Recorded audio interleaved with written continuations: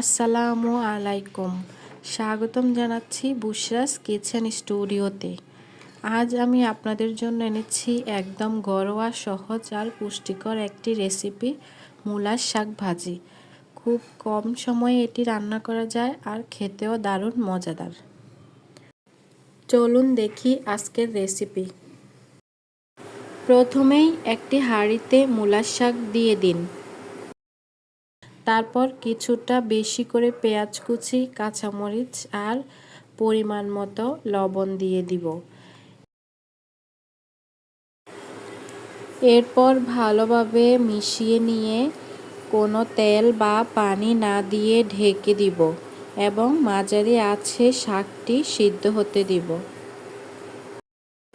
শাক থেকে নিজেই পানি বের হবে এবং তাতেই সব উপকরণ মিশে দারুণ একটা স্বাদ তৈরি হবে। মাঝে মধ্যে নেড়ে দিতে পারেন যেন নিচে লেগে না যায়।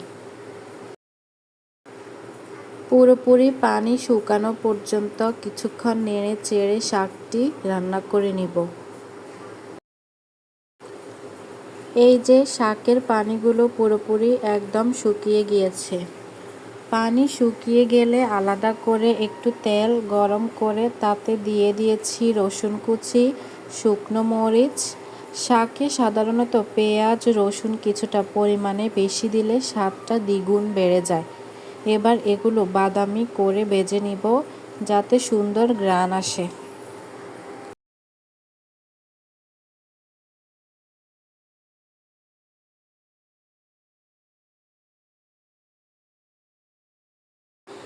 তারপর এতে সিদ্ধ করে রাখা পাট শাক দিয়ে ভালো করে মিশিয়ে নিলাম। যেহেতু আমি শুরুতেই কাঁচামরিচ দিয়েছি তাই শুকনো মরিচ ভাঙিনি। খাওয়ার সময় এই শুকনো মরিচ ভেঙে নিলে একদম দারুণ একটা ঝাল মাখা স্বাদ পাওয়া যায়। ভাতের সাথে পরিবেশন করলে একেবারে মন ভরে যায়। দেখুন, একেবারে মজাদার মূলার শাক ভাজি তৈরি হয়ে গিয়েছে। গরম ভাতের সঙ্গে পরিবেশন করুন আর উপভোগ করুন একেবারে দেশি ঘ্রাণ।